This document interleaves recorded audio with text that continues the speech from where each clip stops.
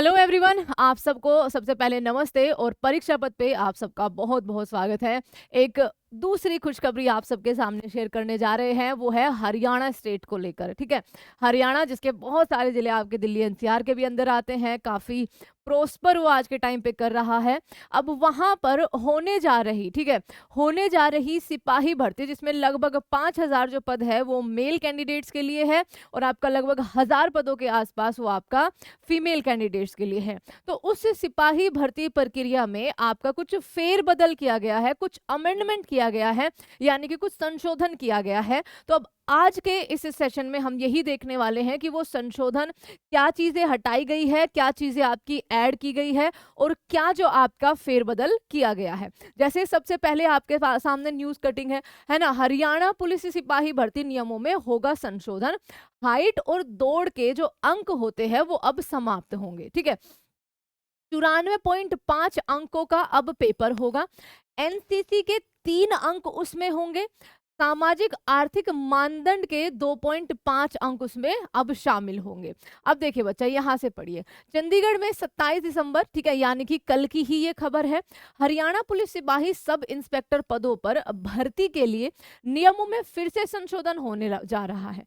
पहले मंत्रिमंडल से जो नियम संशोधित कराए गए थे उनमें कमी थी, जिसके दैनिक सवेरा ने उसको प्रकाशित भी किया था। दैनिक सवेरा ने खबरों को प्रकाशित होने के बाद हरियाणा कर्मचारी चयन आयोग के अध्यक्ष भोपाल सिंह खत्री ने मुख्यमंत्री मनोहर लाल खट्टर जी से आपकी क्या की थी, मुलाकात की थी और मुख्य प्रधान सचिव उनके जो है सचिव राजेश खुल्लर के साथ, उनके साथ आपकी मीटिंग की थी। दैनिक सवेरा ने यह भी गृह विभाग के अतिरिक्त मुख्य सचिव TVSN प्रसाद के साथ आपकी चर्चा करी है। उन्होंने गृह विभाग के विशेष सचिव महावीर कौशिक को इन नियमों में फिर से संशोधन करने के लिए, आपका कोऑर्डिनेट करने के लिए कहा था।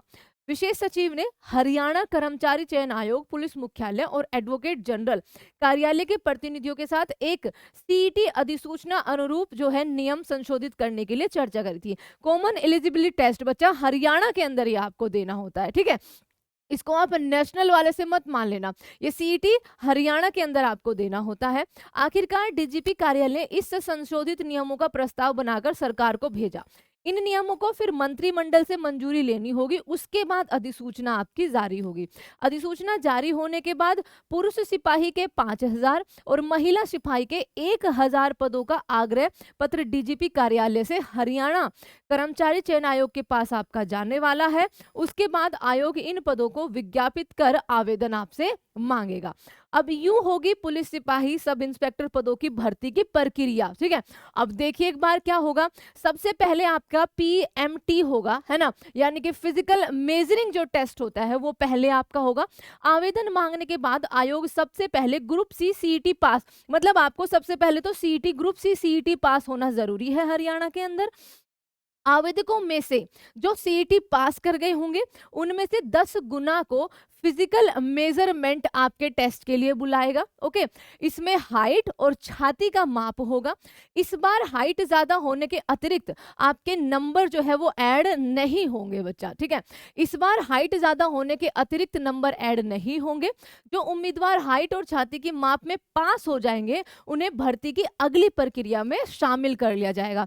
ये नहीं होगा कि भैया आपको 168 सेंटीमीटर हाइट चाहिए, है ना, आपकी 190 के आसपास निकल गई, हाइपोथेटिकली मान के चलो, तो आपको एक्स्ट्रा नंबर मिल जाएंगे। अगर आपकी 168 के पार जा रही है तो आप उसमें इन हो जाओगे। तो सबसे पहले आपका होगा यही PMT टेस्ट। उसके बाद होगा आपका फिजिकल स्क्रीनिंग टेस्ट, जिसको आप PST कहते हो। जो उम्मीदवार 10 गुना में से PMT मेजरमेंट टेस्ट में पास हो जाएंगे उन्हें फिजिकल स्क्रीनिंग टेस्ट PST के लिए बुलाया जाएगा। इसमें दौड़ होगी, रेस होगी। तय समय में से कम दौड़ पूरी करने पर कोई अतिरिक्त अंक आपको नहीं मिलेगा, है ना। मान लीजिए दौड़ का टाइम है भैया 5 किलोमीटर आपको दौड़ना है 2 मिनट के अंदर, हाइपोथेटिकली मानो, है ना, आप वो दौड़ गए 1.5 मिनट के अंदर, तो इसके आपको अतिरिक्त अंक जो है वो नहीं मिलेंगे। बस यही आपका ऊपर कहा गया है। उसके बाद होगा आपका तीसरे नंबर पर नॉलेज टेस्ट। नॉलेज टेस्ट जो उम्मीदवार अब पीएसटी, ठीक है, पहले पीएमटी पास किया फिर पीएसटी पर आया, दौड़ पर आया, उसमें पास हो जाएंगे, उनमें से कैटेगरी अनुसार पदों की संख्या का 4 गुना, ठीक है, कैटेगरी अनुसार पदों की संख्या का 4 गुने को नॉलेज टेस्ट के लिए बुलाया जाएगा। नॉलेज टेस्ट आपका 94.5 अंकों का होगा।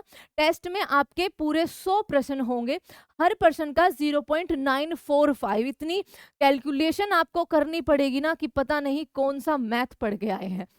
0.945 अंक हो गए। यह टेस्ट 90 मिनट का होगा, यानी कि आपका 1.5 घंटे का होगा। गलत उत्तर पर नेगेटिव मार्किंग आपकी नहीं होगी। इसका मतलब ये नहीं है कि कुछ भी वहां भर के आ जाओ। जनरल कैटेगरी के लिए न्यूनतम 50% और आरक्षित कैटेगरी के लिए न्यूनतम 40% अंक नॉलेज टेस्ट में हासिल करने जरूरी है। अगर क्वालिफाइंग से कम आए, अगर आपके 50% आप नहीं ला पाए तो आप वैसे ही काटा लगा लेना अपने आप पे। उसके बाद अगर आपने एनसीसी कर रखी है, जो नॉलेज टेस्ट में पास करेंगे उन सभी को दस्तावेज जांच के लिए, आपका डॉक्यूमेंट वेरिफिकेशन के लिए बुलाया जाएगा।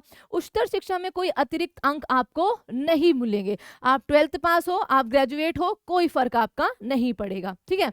मगर एनसीसी अगर आपने कर रखी है तो उसके 3% अंक मिलेंगे।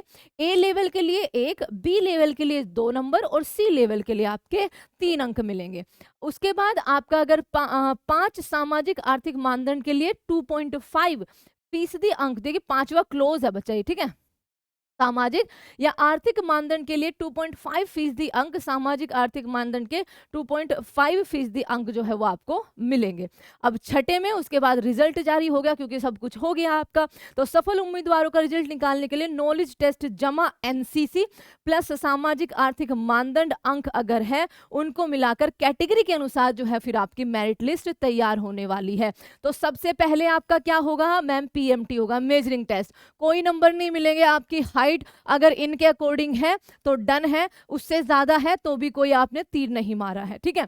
उसके बाद पीएसटी टेस्ट, दौड़ होगी, दौड़ जितना इन्होंने तय समय दिया है उतने में आपको पूरी करनी है। फिर नॉलेज टेस्ट होगा जो आपका पूरा 100 उसमें क्वेश्चन होंगे, आपके टोटल नंबर 94.5 अंकों का होगा, आपकी नेगेटिव मार्किंग नहीं होगी। जनरल कैटेगरी को कम से कम 50% सही करके आना है और आपकी जो अदर आरक्षित कैटेगरी है उनको 40% मिनिमम लाना है। उसके बाद अगर आपने एनसीसी कर रखी है, सामाजिक आर्थिक मानदंड पर, आपको जो है कुछ एक्स्ट्रा अंक दिए जाएंगे। उसके अलावा 12th कर रखी है, ग्रेजुएशन कर रखी है, पोस्ट ग्रेजुएशन कर रखी है, वो मैटर नहीं करेगी आपकी, और फिर आपका रिजल्ट जारी होगा।